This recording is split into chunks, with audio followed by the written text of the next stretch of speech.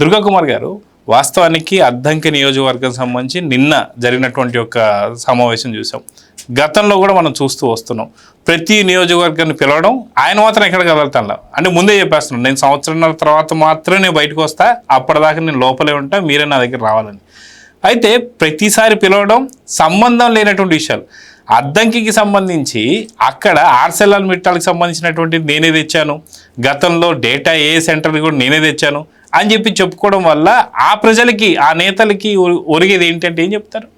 ఏదో వెనకటికి సామెత ఉంది జగన్ గారు, సిద్ధడు అద్దంకి సంతకి వెళ్ళాడు రాను వచ్చాడని. ఇప్పుడు అద్దంకి వాళ్ళతో ఆయన మాట్లాడింది కూడా అద్దంకి ప్రజలకు కానీ, కార్యకర్తలకు కానీ, రాష్ట్ర ప్రజలకు కానీ ఏ విధంగా కూడా ఉపయోగపడే అంశం అయితే లేదు. ఆయన మీరు అన్నట్టు సమయం సందర్భం లేకుండా ఆయన ఏం మాట్లాడుతున్నాడో ఆయనకి తెలియట్లేదు. రాష్ట్రంలో ఈయన రాకముందు సూర్యుడు చంద్రుడు కూడా లేరు, అది నేను వచ్చిన తర్వాత ఏర్పాటు చేసిందేను. అంతకుముందు చంద్రబాబు 2014-19లో కూడా అది లేకుండానే గడిపాడు అన్నట్టుగా మాట్లాడుతున్నాడు. నేను ఉదయపూట సూర్యుడిని తూర్పును ఉదయించమన్నాను, సాయంత్రం పడమర దిక్కున అస్తమించమన్నాను అన్నట్టు చూస్తున్నాడు. మళ్ళీ అట్లాగే అది అయిపోగానే చంద్రుడికి డ్యూటీ వేశాను, ఆయన చంద్రుడు రాత్రిపూట రమ్మన్నట్టు.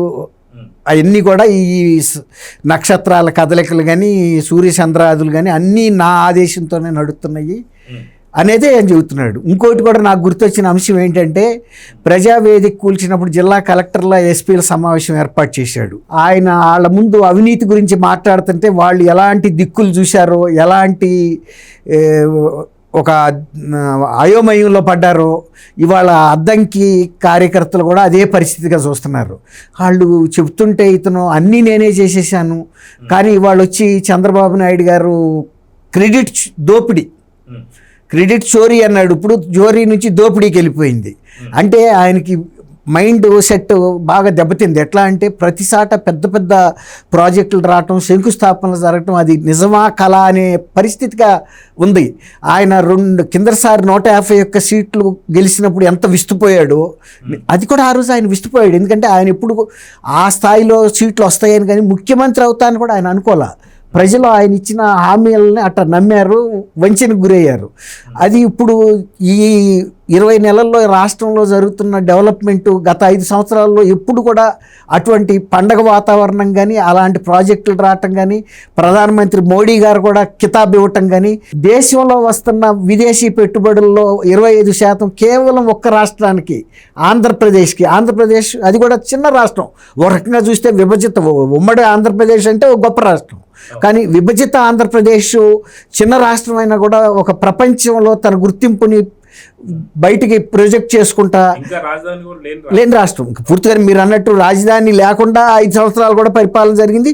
ఇప్పుడు రాజధాని ఉందనిపించి రేపు 28న దాన్ని ఒక సాంకేతికంగా శాసనసభలో కూడా తీర్మానాన్ని ఆమోదించి మళ్ళీ కేంద్రంలో కూడా అమరావతి రాజధాని అని ఒక నామకరణం చేయించుకుంటున్నారు.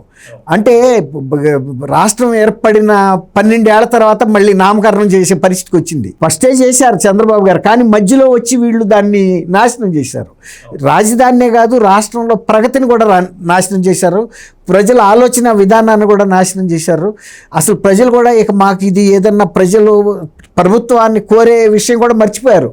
ఎందుకంటే 19 నుంచి 24 వరకు అసలు ప్రభుత్వం అనేది లేదు. ఏదన్నా ఉంది అంటే ఒక దోపిడీ వ్యవస్థ ఉంది.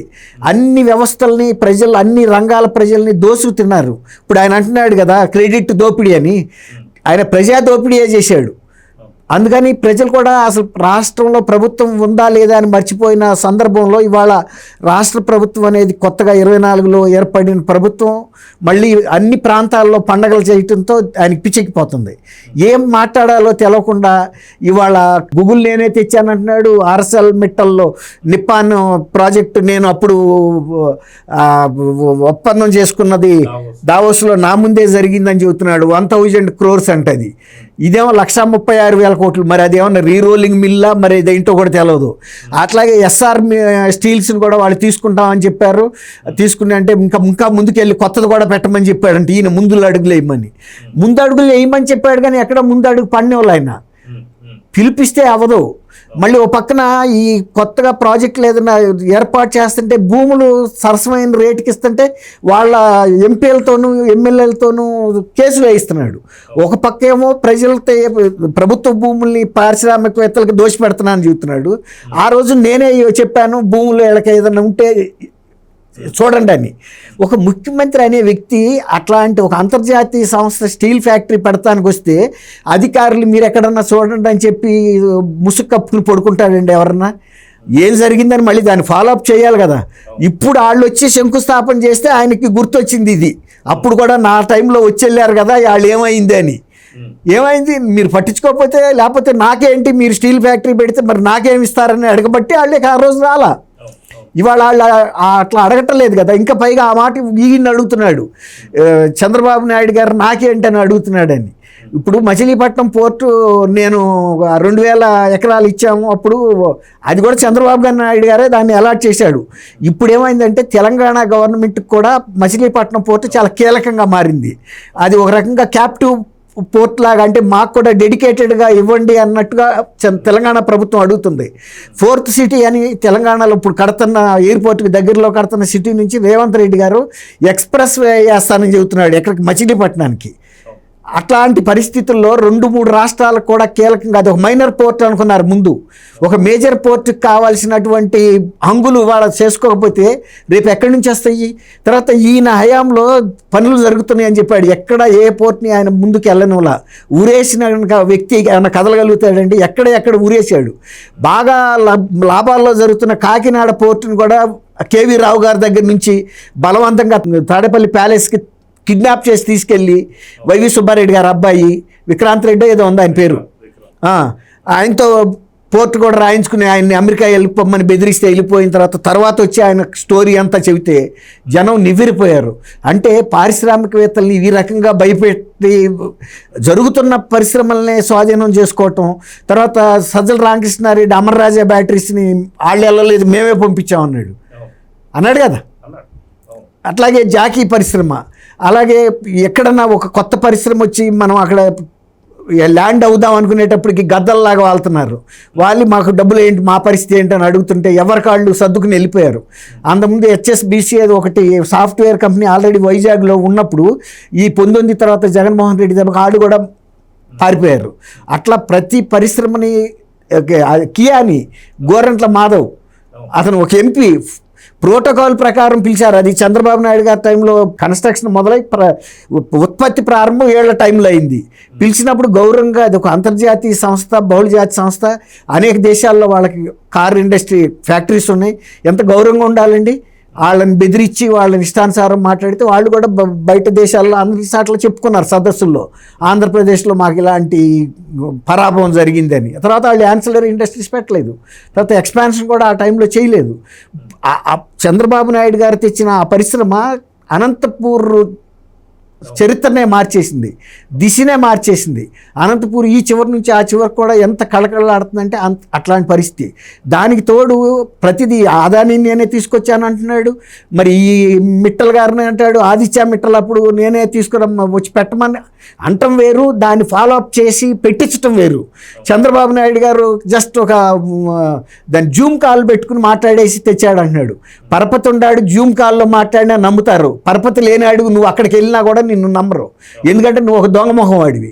నువ్వు అతను మాట్లాడే మాటలు కూడా ఎట్లా ఉంటాయంటే మనుషులు, ఆంధ్రప్రదేశ్ ప్రజలు ప్రతి ఓటరు గుర్తించాడు నీ మాటల్లో ఎంత విశ్వసనీయత ఉందని తెలవబట్టుకే 151 స్థానాల నుంచి 11 తీసుకొచ్చారు. చంద్రబాబు నాయుడు గారు ఫేస్ వాల్యూ ఎంత అనేది ప్రపంచవ్యాప్తంగా ఉన్న పారిశ్రామికవేత్తలకు తెలుసు, రాష్ట్రంలో ఉన్న ప్రతి ఓటర్కి కూడా తెలుసు. ఆయన్ని నువ్వు అవమానకరంగా మాట్లాడితే, ఇప్పుడు చంద్రుడిని గురించి కూడా నువ్వు మాట్లాడవచ్చు, కానీ చంద్రుడు నీ చేతిలో ఉండడు. ఆయన ముందు నువ్వెంత, ఆయన వెలుగు ముందు. ఇవాళ ఆయన వచ్చిన తర్వాత ఆంధ్రప్రదేశ్ కీర్తి దశదిశలా వ్యాపించింది. ప్రజలకు కూడా ఒక ధైర్యం వచ్చింది. మనం చేసింది ఒక మంచి పని ఏంటంటే మొన్న 2024 ఎలక్షన్లో చంద్రబాబు నాయుడు గారిని మళ్ళీ ఆ కుర్చీలో కూర్చోబెట్టడం వలన రాష్ట్రానికి, మన ప్రజలకి, మనకి కూడా ఒక భరోసా ఏర్పడింది. ఒక రాజధానికి అనేది ఖచ్చితమైన పేరు పెట్టి మళ్ళీ దాన్ని పునఃప్రారంభం చేసి ముందుకు తీసుకెళ్తున్నాడు. కాబట్టి మనం నిశ్చింతగా ఉండొచ్చు. ఇప్పుడు ఎవరైనా డ్రైవరు మంచి డ్రైవర్ అయితే ప్యాసింజర్ హాయిగా కూర్చోవచ్చు. లేకపోతే కనుక ఇప్పుడు మార్కాపురం దగ్గర రాత్రి జరిగింది చూసారా, జగన్మోహన్ రెడ్డి లాంటి వ్యక్తికి కనుక రాష్ట్రాన్ని ఇస్తే నిన్న మార్కాపురం లాంటి ట్రాజిడీ చేశాడు ఆంధ్రప్రదేశ్కి. కాబట్టి అటువంటి వ్యక్తిగత విమర్శలు ఎంత తొందరగా ఆయన మానుకుంటే అంత మంచిది. కానీ దానికి తగ్గట్టుగానే పెమ్మసాని చంద్రశేఖర్ గారు ఒక్క మాట అన్నాడు, అదే స్థాయిలో కనుక మేము ఒక్క మాట మాట్లాడితే నువ్వు చచ్చిపోతావు అన్నాడు. అంటే అంత బాధాకరమైన మాట మేము కూడా మాట్లాడగలం, కానీ మా సంస్కారం అడ్డం వస్తుందని. అట్లా సంస్కారంగా ఉండాలి, కానీ రాజకీయాల్లో నోటికి ఏది వస్తే అది మాట్లాడటం అనేది తగదనేది గుర్తించాలి. Please subscribe to Leo news for more videos.